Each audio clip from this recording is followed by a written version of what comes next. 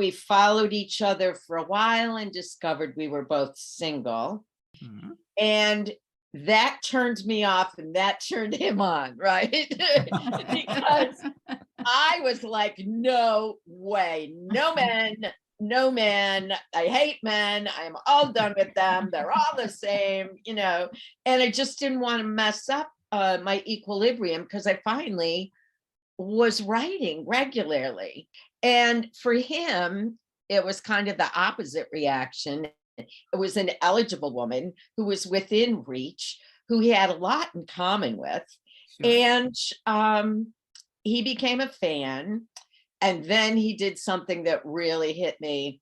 He posted a picture of himself holding up my book. The way And to he an author's posted heart. a positive review of it. And I was like, wait, I didn't write that book for men.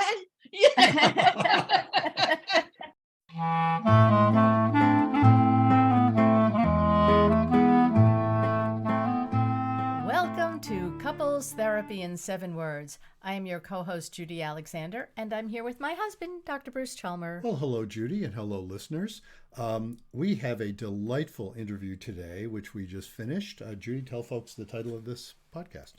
Couples Therapy with a Dead Man, an interview with Billie Best. Yes, and it was just when we looked at this, I just looked at that title and I realized, if you look at this and think Billie Best is a man, you might be thinking we are interviewing a dead man named Billie Best, which we are not at all. Billie Best is a woman. She was married to a man who died, and she's just fascinating. We had a lot of fun with this interview, and we hope you will have a lot of fun listening to it as well.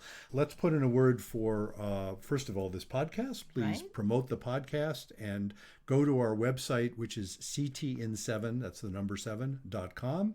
And that's where you can write to us. That's where you can find our merch. We have wonderful mugs and t-shirts and tote bags. And that's also where you can find all of our past episodes as well. So we hope you will do that. Mm-hmm. And let's put in a word for the book. Right. It's not about communication. Why everything you know about couples therapy is wrong. Available. Is Bruce's latest book. Anywhere books are sold, you can get that. And in different formats, paperback, audiobook, and ebook. Indeed. And the audiobook, I did the narration myself, and it's proven to be one of the more popular choices. And the book that got this whole podcast started back 3 years ago. Right. Reigniting the Spark, Why Stable Relationships Lose Intimacy and How to Get It Back. Also available anywhere books are sold, also available in all of those 3 formats. Mm-hmm. So without further ado, let's go to our interview. You will hear Judy introducing our guest, and then you will hear what I just hope you will find, as we did, a delightful interview with Billie Best. And we will see you on the other side. Our guest today is Billie Best. Billie Best is a writer with a weekly blog at billiebest.com and 2 books published in 2020. Her memoir, How I Made a Huge Mess of My Life, or Couples Therapy with a Dead Man, combines poignant insight and delightful humor to describe her passage from her 40s to her 60s. Her collection of essays and short stories, I Could Be Wrong, 50-plus blog posts, short reads, big laughs, wit, and wisdom, relays bursts of gut-punching truth and a fresh perspective on life beyond 60. Currently, she resides in Oregon with her boyfriend and her dog. Billie, welcome to Couples Therapy in 7 Words. Well, thank you very much for having me. I'm very glad to be here with you. I enjoy your work. Well, thank you very much. And I've been reading your blog posts. And as I mentioned, Bruce and I recently read your book, which was just fabulous. And I was mentioning, before we started this recording, how I like memoirs, but I am not, often just grabbed by one, and picked up yours and started reading, and I just kept on reading and stayed. You cost me part of a night's sleep, I have to say. But it was fun because it was really, I just enjoyed the read greatly. So we had a lot of fun. It was like, I'm laughing out loud in some parts. I'm crying in other parts. I mean, it's just, you're such a wonderful writer. So it was just delightful to read. So thank you for sharing that with us. And it was very brave, a lot of the things that you shared. You're very Thank you. honest. Well, I guess you have to be if you're doing memoir, but boy, you did not hold back. You know, I learned from my writing coach that that's what readers wanted from me. And Mhm. it was very challenging, and it took me a long time to write that book because I was not comfortable with it. Yeah. Yeah. And writing the book ended up being a very therapeutic exercise. That's, actually, let me start off by asking you about the subtitle, which of course grabbed us because here you were doing a podcast called Couples Therapy in 7 Words, and your subtitle of your memoir is Couples Therapy with a Dead Man, which I just thought, of course, having read the book, I can understand it. But could you, explain to folks, like, what's that about? Well, my marriage was failing at the same time that my husband was dying of cancer. Hmm. And so a lot of marital issues that weren't related to cancer got set aside and weren't discussed and weren't resolved. And then after he died, I discovered he'd been having an affair for at least a few years, maybe Hmm. longer. Hmm. That really blindsided me. And it wasn't until I wrote the book and finished the book. So, timeline, he got sick in 2008, he died in 2009. I kept a journal the whole time, but I didn't start writing the book until 2016.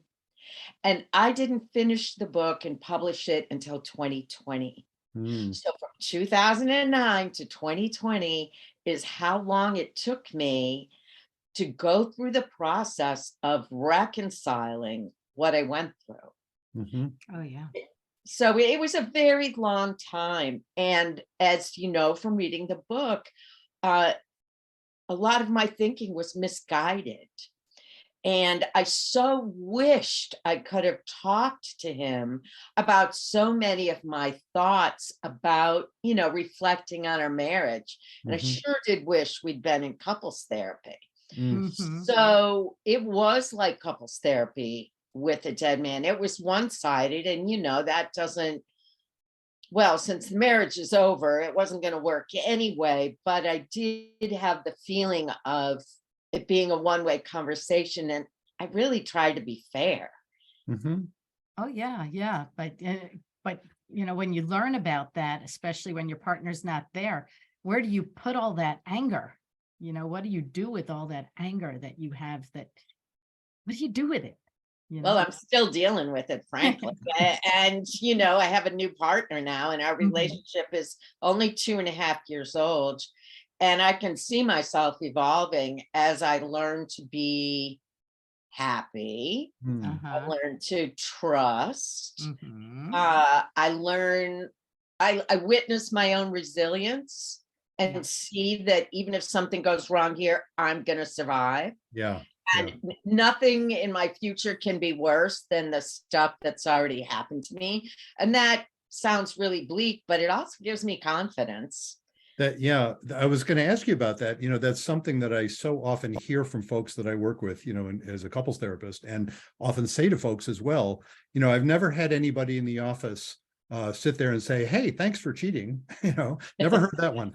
I have definitely heard people say, in effect, "Thanks for precipitating a crisis," because it was pretty clear we were headed for one.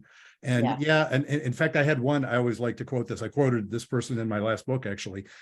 She said, "Thanks for taking one for the team," to her husband at the end of our work. And he said, "What do you mean by that?" And she said, "Well, in effect, yeah, something had to happen. And you're the one who had to feel guilty because you're the one who did the cheating." So, she wasn't like saying thanks for cheating, but she was saying, well, she was so much better off for having gone through that crisis. And they were much better off with each other, it turned out.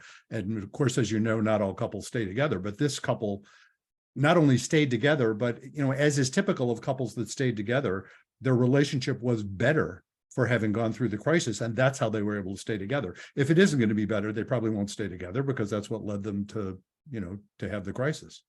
Yeah. But anyway, it's interesting that you describe that sense of resilience, because so many people going through a crisis like that, when they get to the other side, will be grateful for it.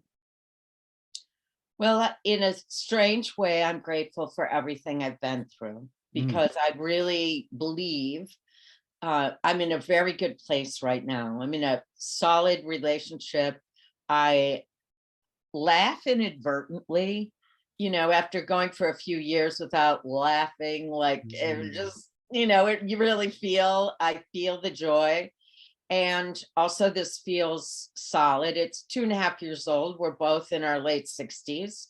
And so I have to have gratitude for what I went through, Mm-hmm. because I really believe there was only one path to this moment, and it's the path I took. And Mhm. everything I learned, I'm using now, and it's making my life better. Yeah, that's when I've talked, our 7 words are be kind, don't panic, and have faith. And what you just said, it would be more or less how I define faith. It's Yeah. that recognition that reality is right to be what it is, even when it kind of sucks. Yeah. It's right to be what it is. There's some, we may not always understand all the ins and outs, but there's some valid basis for what reality is. And that's what I mean by faith and orientation to the world. And I see so much of that quality in your writing. I mean, just the fact how much trauma that you went through with your husband dying and then your mom dying, 9 days later, Yes. and just the loss that you have experienced, loss of family members, loss of your lifestyle, and you switched it around. I mean, it didn't happen overnight, but you seem to have turned things around and come out on the other side, and you still seem to be rather optimistic and have a good outlook. I mean, we first came across your article in Art Magazine. That's when I Yes. noticed it was an article on aging and And sex. I have to, because we do have the occasional listener who's under 50, I think. And so I have to translate ARP for those young folks who haven't been captured Yes. by the AARP. It's the AARP, American Association of Retired. Well, I don't think they call it that anymore. They They changed. just call it They, art they Just do call it on the art. cover, because it's but not just retired. Yeah, it's not just retired people. But in any case, yes, that's where we saw you. Yeah. Okay, yeah, the issue Yeah. that, and so it talks about Billie and Roger. So you want to tell us how that relationship came about? well, I was completely committed to being single, and Mm. I really wanted to be a writer. Mm. And then in 2016, I was selling the farm. That was my last really big loss, and gathering up everything to leave. Of course, I had a lot of scraps of writing, and I needed something to do. And so I started writing the memoir in 2016 after I sold the farm. As I recall, and you just finished it today, right? Mhm. At the end of your memoir, you were pretty much saying you were happy being a single person. You were not expecting to be in a sort of lifetime relationship again. And I'm curious, so how'd you end up Well, with Roger? I was in the apartment in Portland, Oregon, and I was literally following Virginia Woolf's advice that if a woman wants to be a writer, she needs her own money and her own room.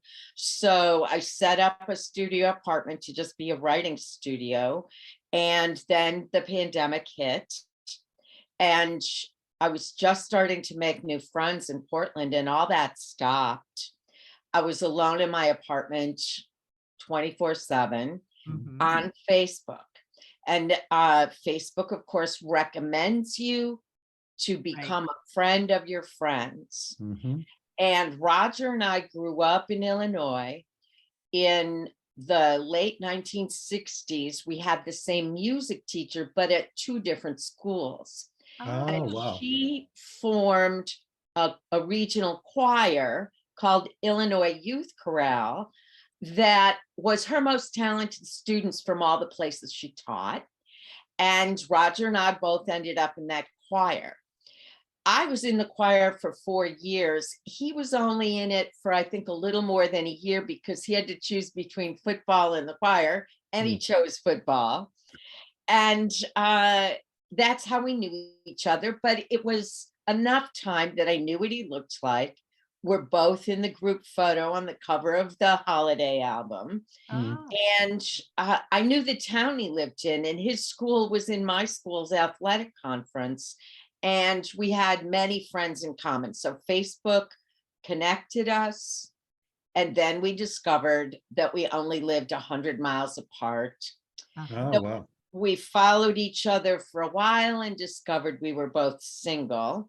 Mhm. And that turned me off and that turned him on, right? Because I was like, no way, no men, no men. I hate men. I'm all done with them. They're all the same, and I just didn't want to mess up my equilibrium because I finally was writing regularly. And for him, it was kind of the opposite reaction. It was an eligible woman who was within reach, who he had a lot in common with. Sure. And he became a fan. And then he did something that really hit me. He posted a picture of himself holding up my book. The And way he to an author's posted heart. a positive review of it. And I was like, wait, I didn't write that book for men. And then he just started leaving comments on my writing online. And of course, that got my attention because our relationship started with my ego at the center. Absolutely. Wow. Way to a woman's heart is through her ego. There you That's go. right. Well, I suspect that's true of us as men as well. Yeah, let's face it. I noted something in one of your recent blog posts that I just super enjoyed because it meshes with something that I've written about too. You wrote, "It's taken me 69 years to learn that I know nothing." I just love that, but I'm curious, what did you mean by that? Well, I think I also wrote in that post that one of the characteristics of youth is people thinking they know everything. Mm-hmm. But I think it's also one of the characteristics of old age. It certainly can be, yeah. Yes, people 60s, 70s, 80s, my dad's in his 90s.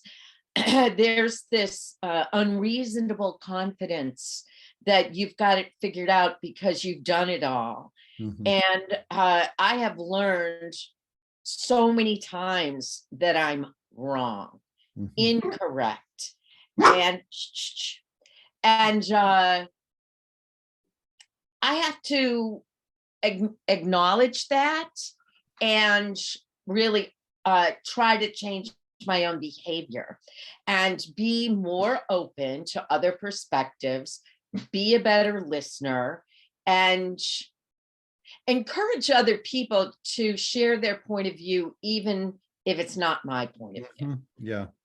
The subtitle of my most recent book, the whole title of the book is "It's Not About Communication: Why Everything You Know About Couples Therapy Is Wrong." And, as I've so often pointed out here, spoiler alert, in the last chapter, I point out it's not just you. Everything I know about couples therapy is wrong too. Which is to say that, and of course, the point of it is exactly what you're talking about. It's not that people, of course, we all know what we know, but it's if we think we know and are closing our minds. It's when ideas turn into ideologies. Yes. And then everything, it becomes a caricature or whatever the ideas were.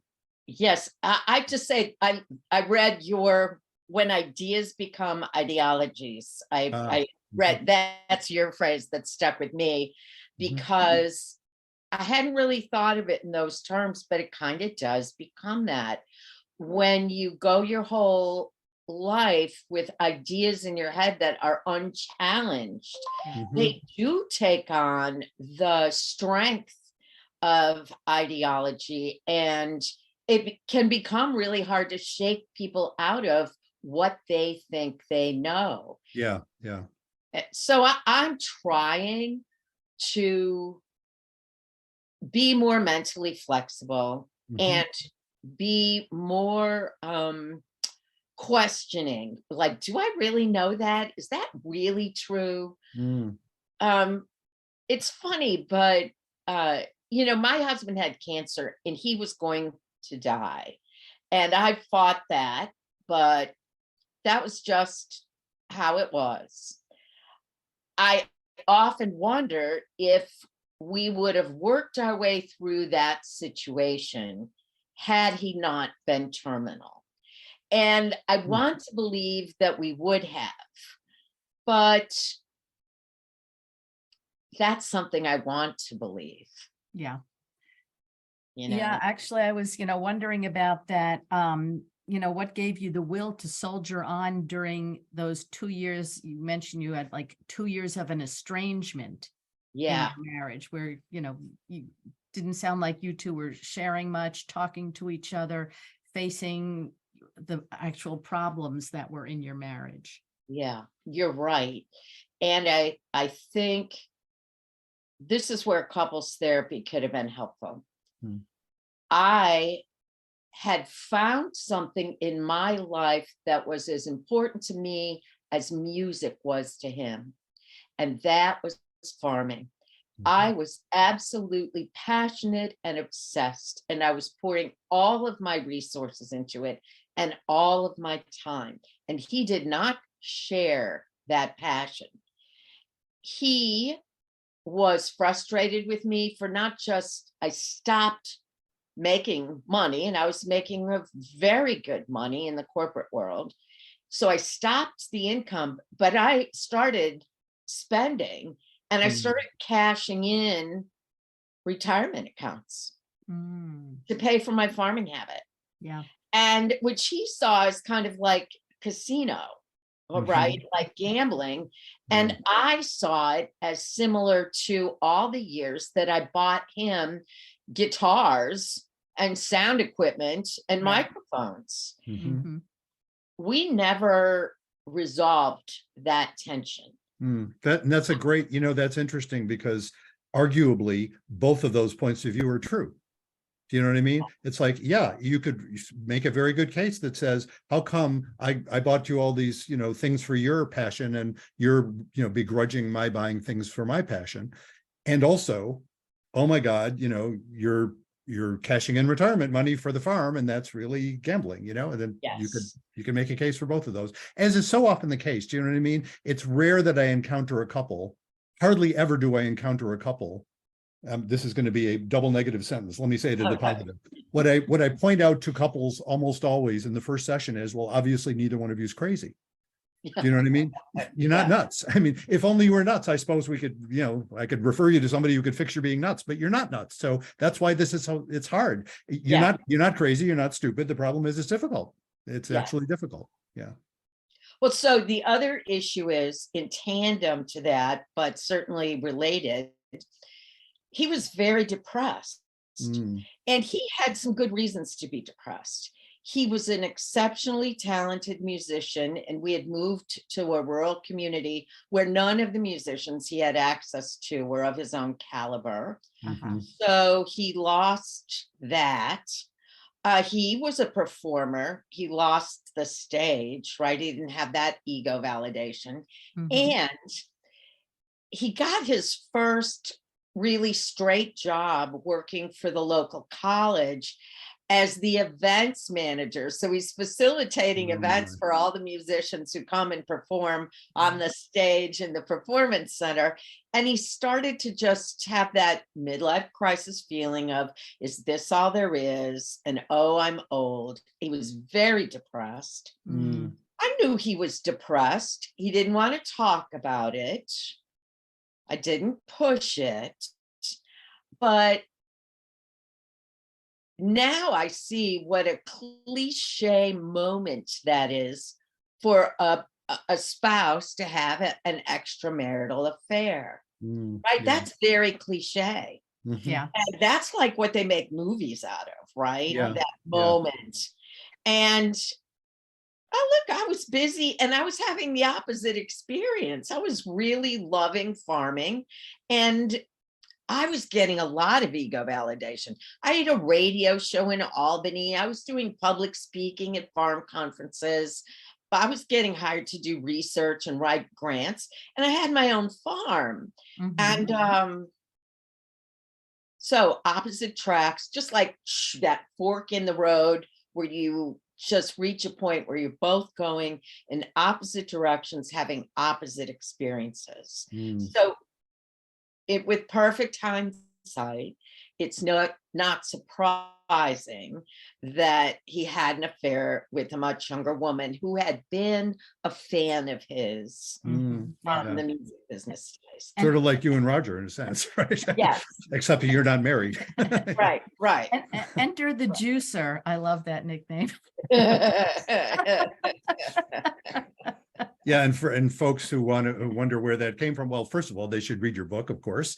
Yeah. But it's because, right, she had given your husband an expensive juicer, and it Yes, seemed suspicious to you because yes, why is somebody giving someone that expensive a gift when they're just casual friends, right, right. Seemed odd. Yeah. Yes, so Right. she became known as the juicer. As The the juicer. juicer, Yeah. and again, something I realized years into writing the memoir, I had affairs with married men when I was in my 20s. Mm, I never thought about payback's a bitch, isn't it? mhm. I Yeah. never thought about those other women. I didn't have empathy or compassion for the wives of those men because I felt like their husband's cheating was their problem. Mhm. And that's harsh. It's a bit naive. Mhm. Mhm. And when you're in your 20s, you don't ever really think about being in your 50s and 60s. Yeah. For sure. Yeah. It's amazing. Yeah. Well, I want to go back to the article actually, because one of the things that you were interviewed about, the context of the article was about sex. It was about sex of Senior people in sex, their right. 60s and older. And so, wait a minute, you mean that people in their 60s and older actually have sex? Is that what Right, you're implying there? right, I'm sure people are shocked at that notion. right. Tell At us least about our that. children are. At least our children don't want to know about it. But yeah, Well, what are your thoughts about that? yeah, it's interesting because I get why young people don't want to know about it Mhm. because they think sex is all about how they look, Yeah. right? Right. I mean, isn't that the Kardashians? Mm, Really? mhm, Isn't Yes. that the whole thing with the algorithms on Instagram and mhm. how you can filter your face to make yourself look more conforming with the popular aesthetics? Yep. Yeah. And when they talk about girls being depressed, it's so much about how they look, like their weight, their body type, how they look in their clothes. Mhm. And And not whatever it is wrong. That's yes, correct. Yeah. yes. Well, Yeah. so I think that because young people haven't yet had the experience of physical aging and that mental mismatch that we all have when we get older, uh, we're still using the same mind we used in our 20s. We're Mhm. hearing a lot of the same voices. We have a similar mental relationship with ourselves. And so uh, it's funny, but like when I look at Roger, I don't see an old guy. Yeah. I don't think about how old he looks when I look at him. Mhm. Mhm. It's just doesn't even enter my mind because we're in this world together and we have this natural relationship with each other and it's like a really nice chemistry. And just like young people don't look at each other and think, oh, she looks so young. Like a Yeah. Yeah, 20-year-old exactly. guy doesn't look at a 20-year-old girl and start thinking how young she looks. We Yeah. don't look at each other and think how old we look. Yeah. Right. And so the whole wonder of people having sex when they're older, I think, is misplacement of our understanding of what's sexy. Mhm. And what's sexy is a persona, Right. right? What Absolutely. Yeah. is sexy is charisma and And uh, caring about the other person and how they treat you, yes, you know? yes, affection. Mhm. Mhm. Just having affection for somebody. Well, And yeah, and we just did the podcast we did last week about, Jack Moran's book, The Erotic Mind, which is I finally yeah, got around to reading after like 20 years of intending to. And he talks a lot about it's that combination, because you need the affection part, and then you need some degree of mystery and some obstacles, And what I like to quote David Schnarch here. Do you know that name? He was a no, sexologist, died just a few years ago, tragically too young, if you ask me. I think he was about the age I am now. It's like early 70s. And which sounds to me young. Isn't that interesting? But that was he would go around, and he would, in fact, I just put this in my newsletter. That's a subtle plug for our viewers and listeners to sign up for my newsletter, and they'll see this in the most recent newsletter. When he would give talks, David Schnarch would give talks, and he would say, okay, folks, at what age do you think men and women respectively reach their sexual peak? And of course, he would get these sort of stereotypical answers like, well, what would you say? What, men in their 20s, men in their 20s, women in their like 30s or say 40s, whatever, some difference. And he would say, nope, both men and women reach their sexual peak in their 60s and 70s. And of course, as you're saying, he's not talking about hormones, right? He's not talking about right, hormone levels.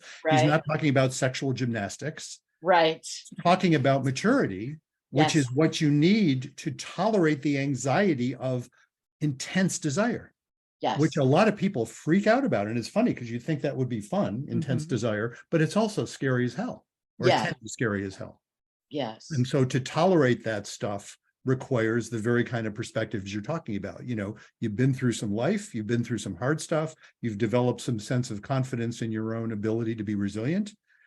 That turns out to be really helpful to be sexy, yes. because you can have confidence in, well, I am who I am, and I hope you like it. And if you don't, that's a bummer, but I Yeah. like that. And, and I see that coming from you, and This it's is like a me, turn and on. that's, Yeah. It's interesting, the difference between uh affection and orgasms. Mm-hmm. That's really interesting because I don't think I even really understood that until, well, just within the last few years, as I've been trying to write my own experience in a way that's helpful. I am trying to be helpful to other people my own age. And I've only recently really been able to see it. And now that we're talking about kids in their 20s and their sexual experience, you realize, or I'm realizing now, that affection never even comes into it, Mm-hmm. right? It's raw hormone driven gymnastics. right. Mm-hmm. And as you get older and you learn to like a person as a person, affection comes into it that's a different kind of caring. And it's so sex toys, right?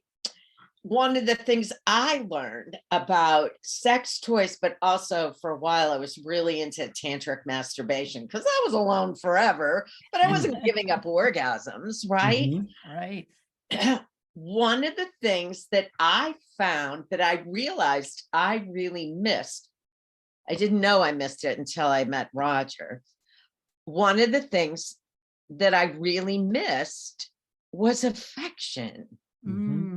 So Yes. yeah, I was having, Olympic orgasms, Mm-hmm. but that's not the same thing as affection. Yeah. And one of the things that I think makes sex better as you get older is you like weave together affection with all the orgasm, manipulation of our bodies. Mm-hmm. That our bodies were designed for orgasms. I think our brains were probably designed for affection. I don't know. But it just feels to me like it's two different kinds of relationship. It's two different kinds of touch, two Right. different ways of being together. And as you get older and you start to blend affection and orgasm, I think it's more powerful. Oh, yeah. You have a great line in your book. I just love this when you were talking about how you were in all this debt and financial trouble. I wrote this down because this was one of the lines that totally cracked me up. I knew I was in trouble when I used gaffer tape to repair my vibrator. And there you go. Yes, There indeed. you go. You know, that combination of affection and orgasm is an interesting one, because one of the things that shows up in my office that, you know, people present as issues, and I think I saw more of this when I used to do more individual work. Now I'm focusing on couples therapy for the last few years, but I would often get people, and it would more often be men than women, I think, who would be saying they have a really hard time combining them. They can desire a woman sexually as long as they're not in love with her. And if they are in love with her, all of a sudden, you know, they absorb this message. You know, it's like the Madonna whore complex or something like that, where you know, Yes. women are either one or the other, and it can't, you know, and what one can learn as you get older, and you know, the folks who are dealing with that issue, to the extent they can heal from it, what they can learn is that their partner can be someone they both love and esteem, and also desire as a sex object, both. Yes. And Yes. to be able to combine those two, and they are somewhat in tension with each other, because, you know, who wants to be objectified? Except that I do want you to objectify me, you know? I don't want you to only objectify me, but there are moments when, yep, treat me as an object. I'm happy with that. You know? And vice versa. What can I say? It does You know, make for a healthy relationship. it makes for a healthy relationship to be able to be okay with that paradox. Yeah. And that is a function of maturity. I believe it is. I believe that affection, in order for it to just even work, it has to be reciprocal, Mhm. right? And beneficial. And I think if you can't do that with somebody, that's the problem to start with. Oh, yeah. Yeah, well, that again, that brings a lot of folks into my office, a lot of couples in my office, is that that's what they're having problems with. And of Yeah. course, then there's the issue sometimes where libido doesn't always have to be reciprocal. Yes. And when it isn't, and well, I mean, look, the extreme of that is rape, you know, when Yes. somebody just uses someone whether they like it or not. But Yeah. also, even aside from that sort of thing, when it isn't the sort of thing that's reciprocal, it can be really painful, Yes. because, you know, they're looking for two different kinds of relationships almost. Yes.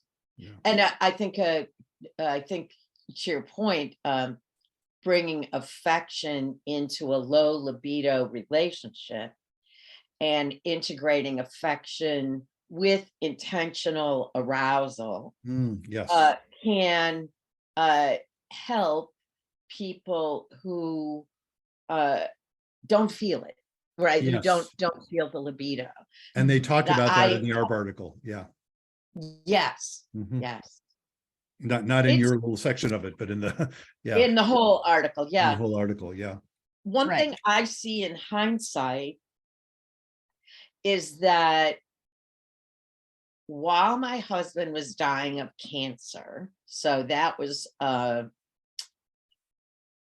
we didn't know he had cancer until June, and he died in January. But for the 6 months before June, he was not well, and we Mm. were trying to figure out what it was. And during the time that he was not well, it actually it inspired affection between Mm. both of us. Mhm. He Ah, was scared. yeah. I was scared. It was this big unknown. What's wrong with you? Why is this happening to you? How are we going to figure this out? All the doctor's appointments. Then the diagnosis, horrifying. And so even though he did not want to have sex with me, and I thought it was because he was depressed, and Mhm. maybe it was because he was depressed, but I Yeah. also know that during that whole time he was having sex with her. So we didn't I have the conversation. I can only speculate Mhm. about why his libido didn't show up for me. Mhm. Uh, but we actually, one of the ways that his death ended up being such a powerful and beautiful experience was because as he got closer to death, our affection for each other really increased because I was trying to help him die the way he wanted to. Yeah. And he was very appreciative, but also he stopped seeing her about 3 months before he died. And during that time, he didn't want to see her. Of course, now I know it's because their relationship was more physical. Yeah. Right? We talked, about how young people that sexual arousal is based mostly on physical appearance. And his relationship with her was mostly sexual. And I understand these things now. He said some of this to me. And so even though we didn't sort out what had gone wrong in our marriage, and we didn't resolve the issue of his infidelity, he did say things like, she's a broken doll. Right? He did confess that she had issues with alcohol. He did let me know that she called up drunk and demanded to see him and threatened suicide. So he was carrying the weight of his relationship with her at the same time that he was approaching his own death.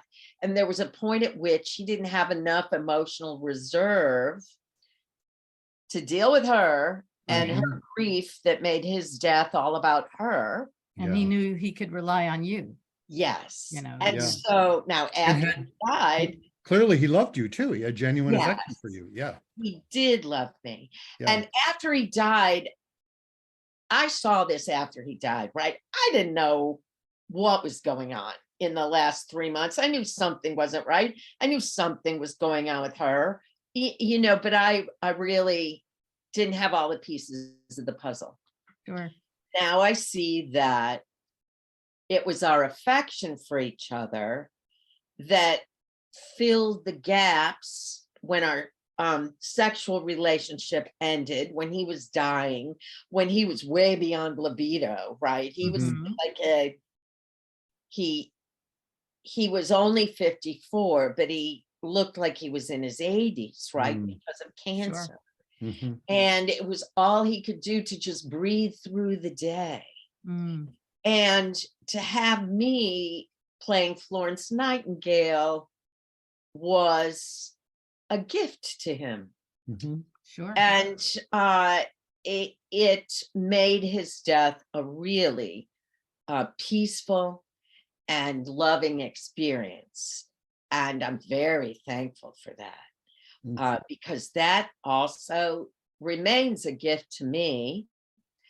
Because had his infidelity become at the center of our relationship right before he died, the emotional turmoil that goes with all of that, I don't think I could have had the affection.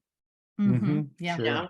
Yeah. So that thing of couples therapy with a dead man, that was really all the anger that I didn't have toward him, I had after he died. And that kind of wrecked my life for about a decade. Yeah, I can imagine. Yeah. And now you also had the juicer over to your house. Yes. And like you knew that they had a relationship. Well, that's when I figured it out. Because here was this woman who had sent him the juicer, which just, what did I do? I went right on Amazon and looked it up. I was like, oh my God, that costs $400 on Amazon, right? And so right there, then she started sending him supplements. Then she started sending him greeting cards. Then he was carrying on conversations with her at work that she was referencing in cards. So, yeah. So I found out because I said, why is she sending you all these things and calling you at work? don't hide your relationship from me. If your relationship is okay, then just invite her over. Mhm. Well, of course, I didn't know what I was doing when I said that. That was opened the door. He invited her for a whole weekend. And during the weekend, the main thing that I saw that really shocked me was that they wanted to make dinner together. Ah, It's interesting. Yeah, Okay. you saw an erotic connection, basically. yeah. You Well, didn't see yeah, them in bed, but you might as well have, right. Yeah. Because when you are in a kitchen with somebody and you are comfortable with them, that's a level of human intimacy. Mhm. And I watched the two of them in the kitchen, and they were like dancing, Mhm. and they were collaborating in a way that obviously they had collaborated before. Mhm. And that, you're sitting there like we are right here and you see something like that, and in your head you're going through the shock waves Yeah. Mhm. of seeing that while it's still going on. Yeah. Right. And that's when I knew that their relationship was much more than just a long distance friendship. Mhm. Then they went into town together without me for a day. And then they went for a walk together without me for a few hours. Mhm. And that really made me realize there was something more to their relationship. But it was September. He was nearing his last chemo treatment, and I was still fighting to save his life with everything I could do. Yeah. I still wanted him to have the affirmation of love from his friends as he was dying. Yeah. And he insisted to me that they were just old friends, good old friends. And they had had an affair in 1984. And I knew that. Mhm. And Mhm. so he kept saying, it's just leftover from that. Mhm. And yeah. So I have been accused by people who've read my book of wanting to believe lies because they were more comfortable. Which, And by the way, makes you a human being, I believe. Just saying. well, thank you. Thank you for that. Yes. Because some people have really kind of beat me up around the ears about being so willing to believe that it was just an old friendship Mm. and to not confront him. And I'm like, okay, maybe. It maybe. But he would have lied to you, and because you loved him, you would have believed it. And Yes. or chose to believe it Yes. precisely for the reasons you're saying. It is interesting, isn't it? It's so easy to judge other people's actions when you're not actually in their shoes. Yeah. And Yes. you know, none of that is crazy. I mean, it's very common stuff that people do. It's only after the fact you can look at it and say, oh, I was believing things that I knew to be not Right. true. How could I have been so blind? Yeah, That's where all the self-recrimination comes in. But Yeah. you couldn't have known because you only knew what he told you. Well, and on some And you level, wouldn't believe him. we're all doing the best we can, Right. and that's kind of what that's about. So folks who are listening and watching this, I just want to go back and highly recommend your book to them. And Billie, tell folks, how can people get a hold of the book and how can Okay. they see your And there's blog? another book that I haven't read yet. So Yes, indeed. We have, tell right. us about that. This book is my memoir published in 2020. How I Made a Huge Mess of My Life, or Couples Therapy with a Dead Man. This is my first couples therapy session to actually really deal with it. And I'm kind of glad that I waited this long because I have so much more insight. And I think I understand my behavior better now. Mm-hmm. And obviously than I did when it was going on. So my book is available at bookstores. If you would like to buy it through a bookstore, you can go to bookshops.org or IndieBound, or you can special order it from your bookstore. I don't think you'll find it on the shelf there, but they can order it. Or you can buy it on Amazon. And of course, it's available as an ebook on all the ebook platforms. Uh-huh. And you have another book as well. Yes. Hello. Uh-huh. I do. This Bring out is the So I pop. haven't read yet, so the other book. but This if I'm is sure a collection of really blog posts, which were short stories and essays. And it predates my relationship with Roger. It's called I Could Be Wrong. And actually, it's kind of funny, but some of these blog posts were written while I was finishing the memoir. And while I was finishing the memoir, I had some epiphanies about how my own memory of my own marriage was convenient, incomplete. Mm-hmm. You know, I did some things in my marriage that now I kind of think were not right. And you had, of course, that record of it that you had been keeping, and that's interesting. You had a chance to go back and rethink that. Yes. Yeah. So And I learned, yeah, and that book also, that's also available pretty much any place. Yes, it's also available on Amazon and by ebook. And you have a website where people can look at your blog also. Yes. Yes, my name is Billie Best, and my website is billiebest.com. And the blog is called Aging Beyond 60, Loving Life, Staying Relevant. And it's really a weekly post about my life, but I try to share the truth of it, because I think for people our age, we don't have a lot of relatable role models. I don't consider movie stars relatable role models. No, And they don't, they don't make a lot of movies about us. So I feel like aging, we're all kind of on our own with it. And yet it's been going on for a very long time. Right. And if people were just more honest about it, and there were more ways to share what it's like, I think it would be easier for everybody, and there would be less ageism. Indeed. Well, that's a great note to end on. Thank you so much for doing this. I'm so glad to be here with you guys. I love your podcast. And I'm just very excited to finally have a couples therapy session, even if it is with a dead man. Well, thank you so much. All right, you guys, take care.